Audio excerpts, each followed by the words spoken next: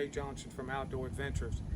Well, it's November, and we all know what that means. As soon as it gets cool, the old time to get the old muzzleloader out.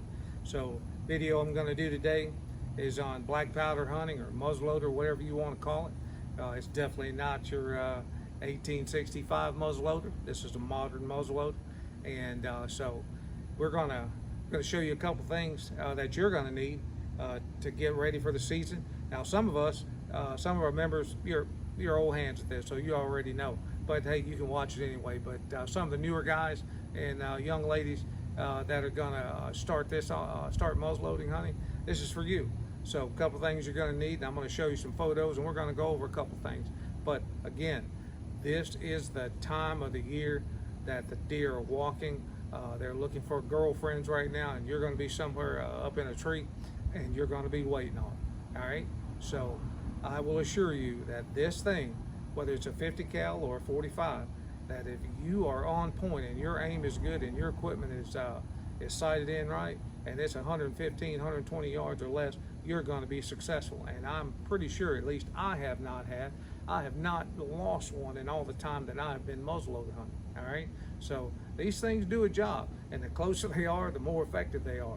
And I ain't gonna lie to you, I've probably never shot one over 50, 60 yards. It's just the way it is. They come walking by the tree when I'm up there, and I go ahead and I let them have it. But this is the close-up and personal kind of hunting that I love. Even bow hunting, that's my second passion that I have. And so these are something that, it's been around for quite some time, and but the sport's still going strong, and I love it, and I know a bunch of you do as well. So let's get started, and so here we go. Y'all stay with us.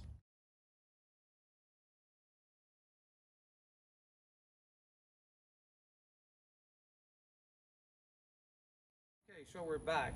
Kind of get into this thing a little bit, and we're going to give you some ideas of what you're going to need. Of course, you're going to need a muzzleloader. This is mine, my Optima CVA 45. You're going to need some bore cleaner. You're going to need starting ball starter. You're going to need 209 primers. You're going to need some powder, and you're going to need some bullets. Now, I shoot power belts. These are 195s for my 45, and they work fine for me. And I know there's more out there on the market. Some are solid lead and whatnot. But hey, your preference, what you want, and what works good in your gun. All right, that is all that matters. If you're satisfied and it's performing for you, then you go with that. And I'll tell you, there's just no reason to go out and spend just an enormous amount of money on some of these higher end guns, unless you're some kind of trophy hunter or you want to go hunt wild game or whatever. But I assure you that this thing is cleaned properly, is loaded properly, and you've got the right powder, and match it with the right ammo. You kill anything in North America with this. It just doesn't matter. So a lot of people go overboard when they're buying guns for hunting. But just remember, hey, I'm a weekend guy. I'm not the guy that's going to take that trip to Africa or that trip to Canada every year to hunt. All right, I'm going to hunt maybe 2-3 states from over where I'm from, and I'm going to enjoy myself. And that's what it's all about: getting out there and enjoying yourself. All right, so don't be fooled by some of the guys with some of the more high-end guns. Hey, maybe it works for them. That's great. They're happy. That's fine. But if you're like me, I pretty much hunt my wallet, and this CVA here is what I use. Okay, so we're going to be going out to the range, and we're going to shoot this bad boy. All right, and again, two or three super passions in my life. All right, and that is muzzleloader hunting, bow hunting, and when it comes to feathers flying, hey, that's what I do.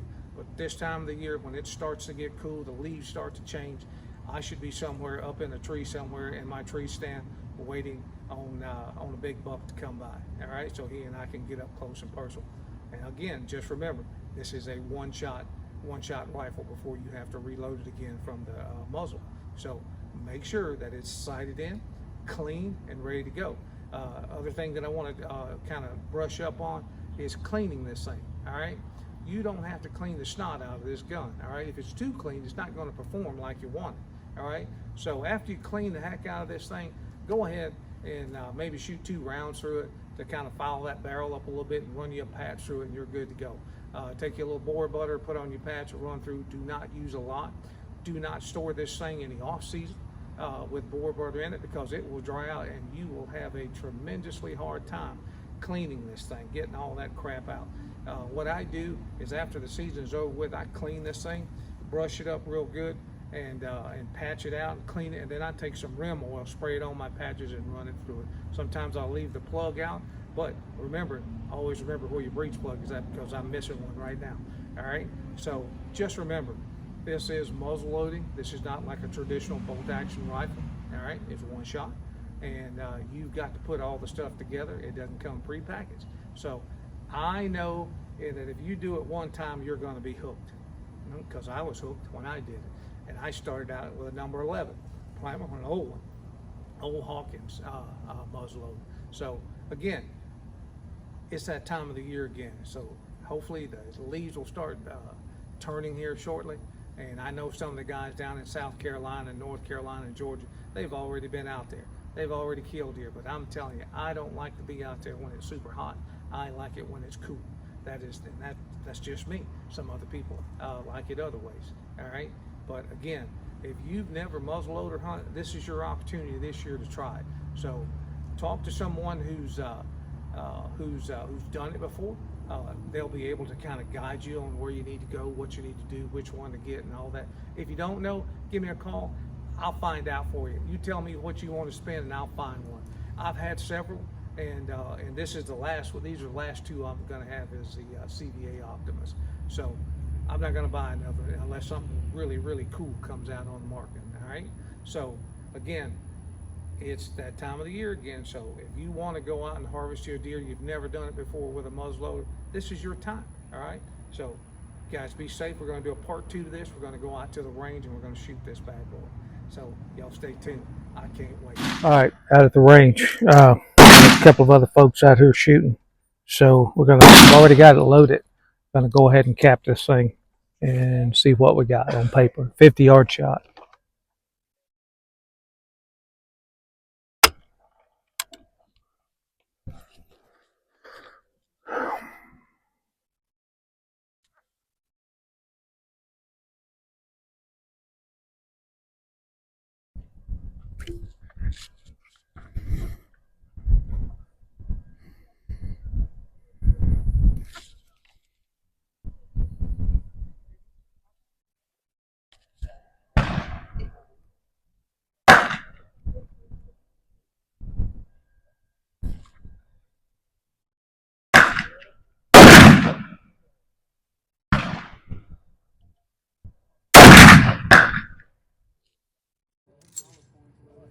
That's why you want to go out. Yeah. That over there, like your animals, or is it like closer to you? Yeah.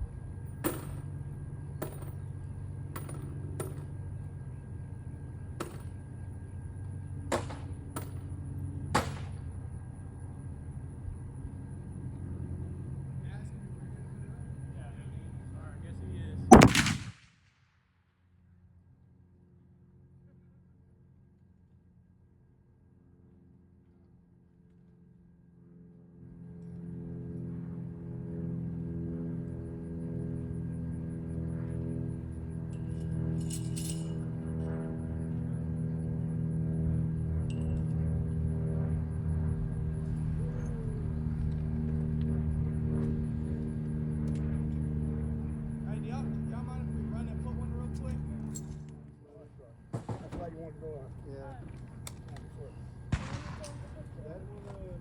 That over there, like